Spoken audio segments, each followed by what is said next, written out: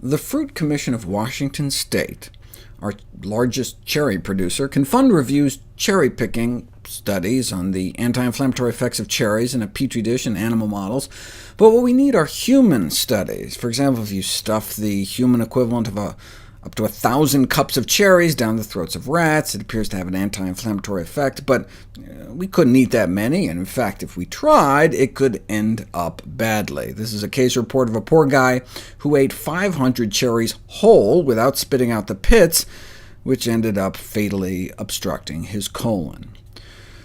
But we didn't have many human studies until now. Men and women were asked to eat about 45 cherries a day for a month. I wouldn't mind being part of that study.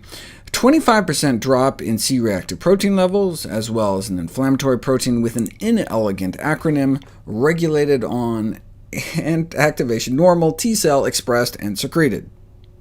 That's actually the name. As you can see, even a month after the study ended, there appeared to be residual anti-inflammatory benefit from the Cherry Fest. Now, these were all healthy people with low levels of inflammation to begin with, but the same was found in a follow-up study on folks with higher levels, a solid 20% drop in C-reactive protein, and a number of other markers for chronic inflammatory diseases.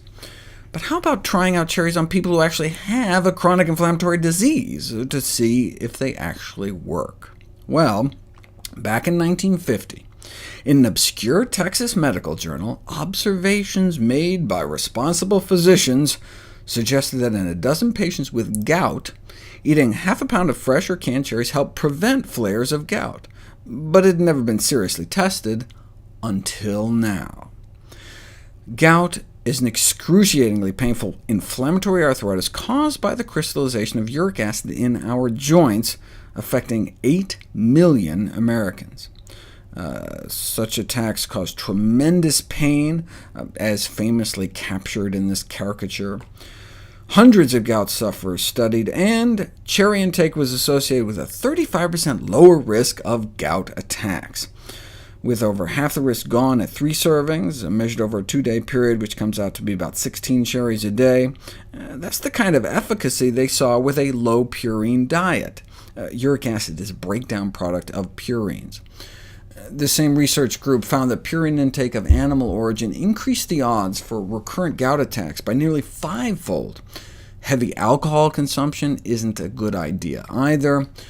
Now, there are some high-purine non-animal foods, like mushrooms and asparagus, but they found no significant link to plant sources of purines, so they recommended eliminating meat and seafood from the diet. That may decrease risk, and adding cherries on top may decrease risk of gout attacks even further. Same thing with the leading drug. Allopurinol works, but pills and produce appear to work even better.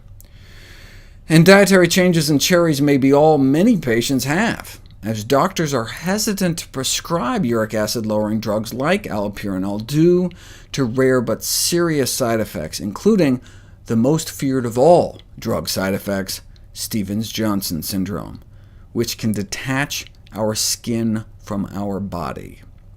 I will spare you the photos. In addition to fighting inflammation, cherries may actually help lower uric acid levels as well. Within 5 hours of eating a big bowl of cherries, uric acid levels in the blood significantly drop. At the same time, antioxidant levels in the blood go up as vitamin C levels start to rise.